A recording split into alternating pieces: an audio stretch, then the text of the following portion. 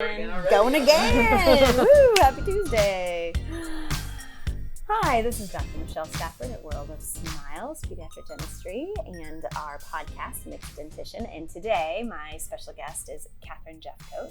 Welcome. Thank you for coming. Thanks for having me. And your business is Portland Pediatric and Family Nutrition. Yes. And nutrition is a topic near and dear to my heart, so I'm so happy to have you here today so we can talk about things. I'm looking forward to it.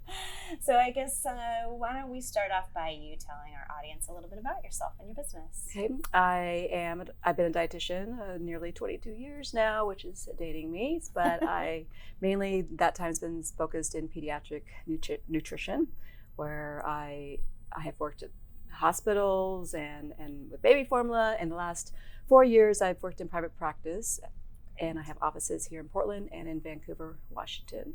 Wonderful. And my practice really focuses on helping families. I miss that about working in baby formula and at the hospital. So back to helping families and just that more like individual support. Mm-hmm. That's wonderful that you help families with nutrition. And so when families come to you, are they coming with a specific topic or issue to address with you? Yes, most definitely. And probably the main nutrition concerns I hear from families is their child is a picky eater. Right. Or they have weight concerns with their child. I'm seeing a lot of teen eating disorders, and then food allergies or food sensitivities. Those seem to be the majority of nutrition related concerns. Right. Parents have concern. I hear that every day too. Oh, my child is a picky eater. So where do you start when a family comes in and they talk about, their child is a picky eater and only wants to eat these 5 different items? How do you begin that process with them? Well, we dig into hopefully discovering where this all began, and then what the structure is at home. Is it supporting this behavior? Is it making it worse by how parents are responding to it at home? And then we work on ways more about the how of feeding. When it comes to picky eating, I really dig into that how of feeding, as in it goes back to the Ellen Satter, the division responsibility. Ellen Satter is a dietitian and therapist. She's been around since the 80s, writing books and doing research about that feeding relationship with children. And so that relationship is more that division responsibility. Parents get to decide the what, when, and where of feeding. Children decide the how much and if I'm going to eat. And this makes such a huge difference in that feeding relationship. And so parents are no longer short order cooks. And they are providing that family meal. The child's coming to the table, and they can decide. They're not required to have a clean plate or eat everything. They can come to the table and make choices and decide how much. And so this is really a starting point. It's a foundation of helping these families. Because often how they get there is parents begin, most children go through a typical phase of picky eating. And I sure know, mine did. And it's how parents respond. If they turn into a shorter cook and say, okay, you don't want this, what do you want? That will only reinforce if they have a fit, they get what they want. So those fits and that food refusal only keeps happening. And so it doesn't have to be that hard. I love that you say that. My kids are pretty good about trying things, and sometimes they like it, sometimes they don't, but we still require them to try things. And I like how you say not becoming a short order cook. And I think a lot of parents fall into that category. They start just kind of preparing separate meals for each family. It's a lot of work. That's a lot of work and kind of exhausting as a parent. So yes, they give up. I don't blame them. Right. So that can be really tough. So what about introducing new foods to these kids that are categorized as picky eaters? Are there techniques to introducing new and different foods? Yes, and certainly it starts with exposure. Some children can go from seeing a new food to tasting it all in like one exposure, but some children, especially if there's high sensory components involved, as in they're super smeller, super taster, they're most often making up their mind about how that food's going to taste just by seeing it.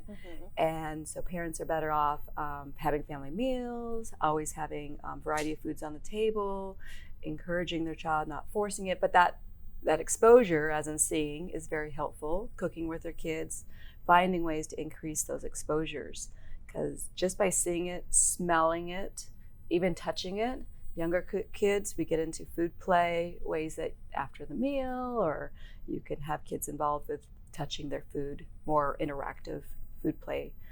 And so it's really does take 10 to 15, the research shows it's true, 10 to 15 tries, exposures for a child to accept a new food. Oh, wow. And it's like, I mean, eating's brand new to kids. And so if it's the first time they're ever seen something, just realize if they refuse it, you know, most parents give up after the third time they serve something and they never see it again, and they don't have those exposures. That's really interesting. 10 to 15 times. Yeah, that's very interesting. So if it's the parent's favorite food, keep serving it, keep bringing it out, and make it a neutral experience. Because the biggest mistake parents make is making mealtime anxiety producing, where what they do, as in requiring bites, requiring their child to, you know, sit at the table with the food on their plate that makes them uncomfortable. This often can cause anxiety in children, and anxiety sets children up for that fight or flight response, zaps appetite with that adrenaline rush. The child doesn't have an appetite, so regardless of what it is, they're no longer have an appetite, and so they're not going to eat.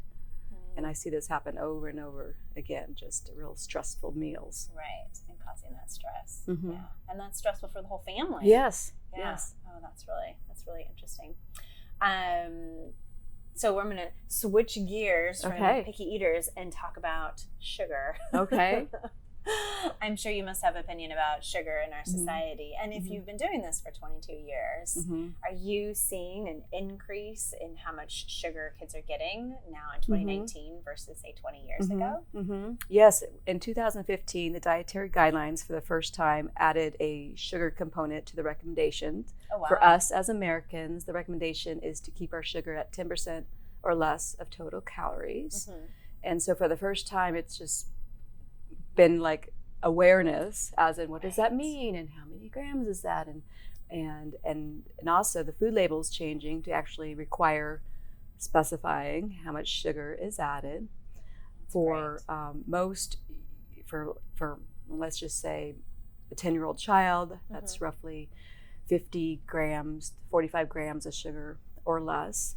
Or for a 4-year-old, that's more like 25 to 30 grams of sugar or less. And so when you see a food label and it has 10 grams of added sugar, this is just how much, it's just helping parents more balance that out, as in trying to make better other choices. And I hate to, like, you know, sugar is just part of our making food taste good. So I hate parents that feel like they need to do sugar-free everything. Then the child, everything feels like they're like not getting any of their favorite foods, and they feel they're seeking it out other places. But just being aware, like, okay, making some swaps of cereal. If your kid likes Cheerios, excellent, versus the high sugar tricks. You know, you can save maybe 10 grams there. You know, occasionally having a chocolate milk is fine. We don't count fruit sugar or milk sugar. We just count added sugar. And so a chocolate milk, it may have 30 grams of sugar, but half of that's milk sugar, and so it ends up being 15 grams of added sugar.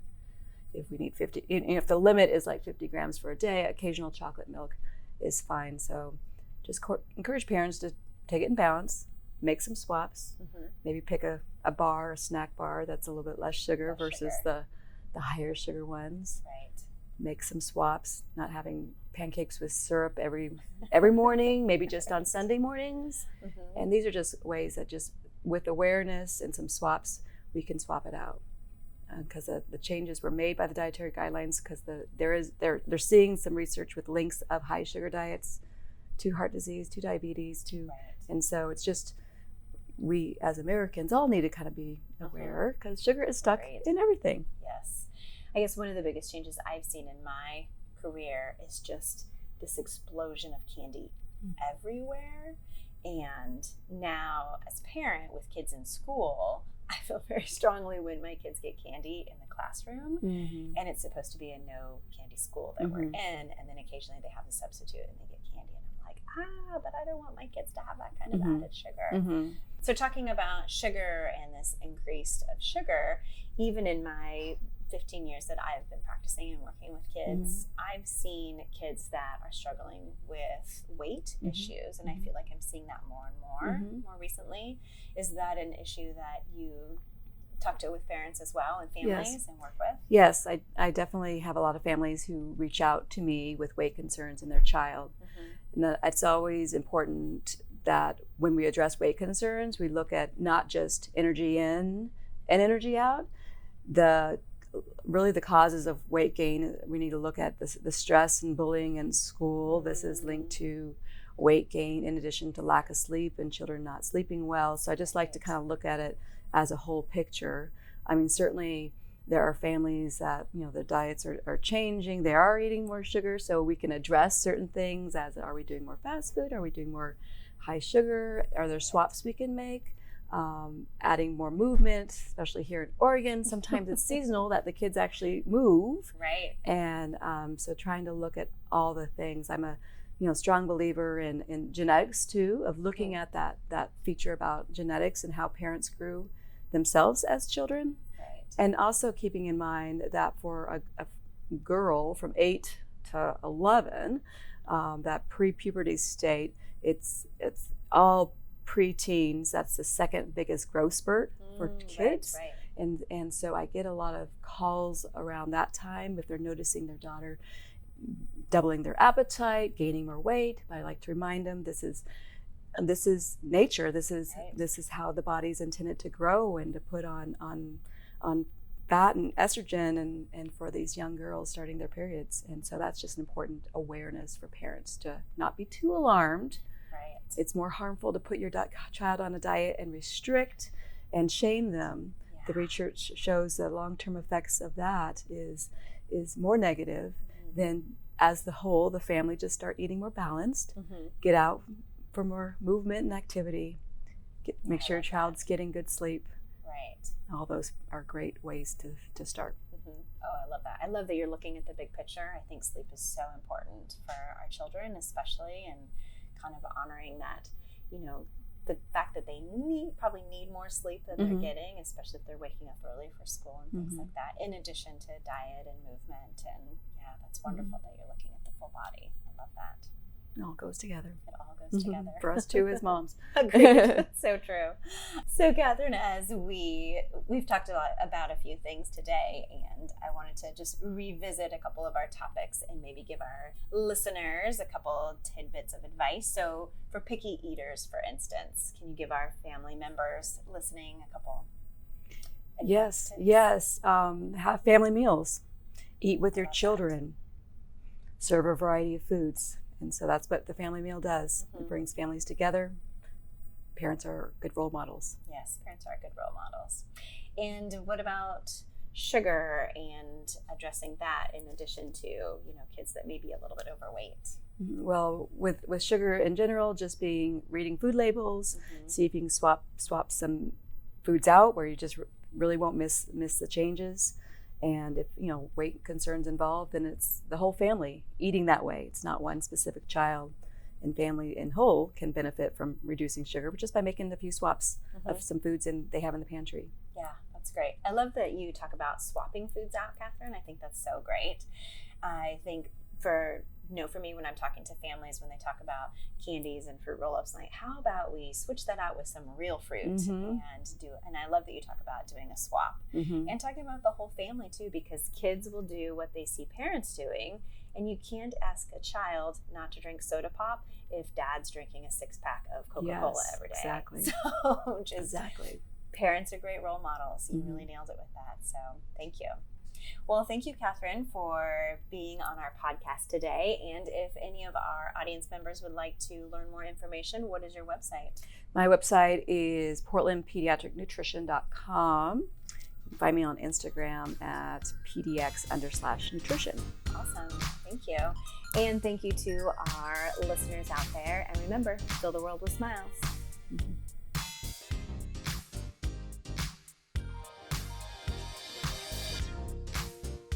I think it's a full moon. Something with that full moon. It's like blah, blah, blah.